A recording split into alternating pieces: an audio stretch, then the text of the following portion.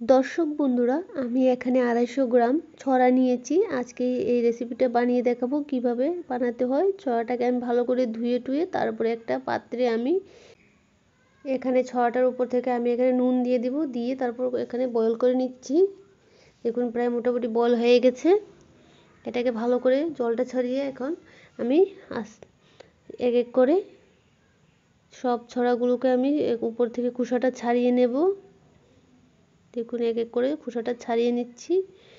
তারপর এটাকে হাফ করে আমি কেটে দেব, যাতে মশলাগুলো ভালো করে ঢুকতে পারে।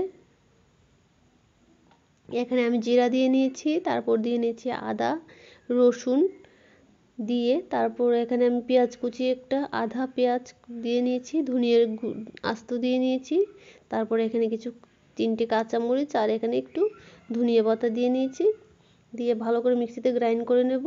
অপর পাশ দিয়ে এখানে আমি কড়াইটা বসিয়ে নিয়েছি, তেলটা গরম হয়ে গেছে। এখন আমি ছড়াটার উপর থেকে দিয়ে নিয়েছি, উপর থেকে একটু নুন হলুদ আর নুন দিয়ে এটাকে ভালো করে ভেজে নেব। একটু হালকা করে আমি চুলার আঁচটা বাড়িয়ে দিয়েছি, তারপর এটাকে আমি ভালো করে ভেজে নিচ্ছি।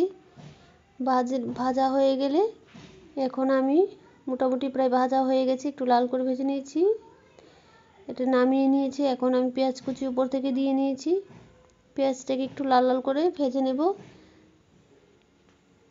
ভাজা প্রায় মোটামুটি হয়ে গেছে। এখন উপর থেকে মশলা গ্রাইন্ড করা মশলাটা আমি দিয়ে নিচ্ছি, দিয়ে একটু কিছুক্ষণের জন্য এটাকে আমি নেড়ে নেব। তারপর উপর থেকে আমি একটা ঢাকনা দিয়ে দেব। এখানে মশলাটাও উপর থেকে দিয়ে নিচ্ছি, একটু মশলাটার উপরে দিয়ে নিচ্ছি হলুদ আর নুন দিয়ে নিচ্ছি পরিমাণ মতো, দিয়ে এটাকে ভালো করে একটু ঢাকনা দিয়ে রাখবো, যাতে মশলাটা ভালো করে সেদ্ধ হয়ে যায়, কাঁচা ভাবটা দূর হয়ে যাবে। একটু ভালো করে একটু নেড়ে চেড়ে দিচ্ছি, দিয়ে তারপর উপর থেকে আমি এখানে ছড়াটা উপর থেকে দিয়ে নিচ্ছি, দিয়ে এটাকে ভালো করে একটু কষিয়ে নেব যতক্ষণ না পর্যন্ত একটু ভালো একটা স্মেল আসছে। আমি এটা ততক্ষণ পর্যন্ত একটু ভেজে নেব, যাতে মশলাটা ভালো করে ভাজা ভাজা হয়ে যায়। এখন আমি এটাকে উপর থেকে একটু জল ঢেলে দেব, দিয়ে তারপর কিছুক্ষণের জন্য ঢাকনা দিয়ে দেব। তারপর 10 মিনিটের জন্য আমি এখানে ঢাকনা দিয়ে দেব।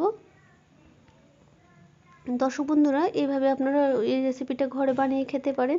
আশা করি আপনাদের ভালো লেগেছে। যদি এই রেসিপিটা ভালো লাগে তাহলে লাইক কমেন্ট শেয়ার এবং সাবস্ক্রাইব করে দেবেন। আশা করি আপনাদের খুব ভালো লেগেছে।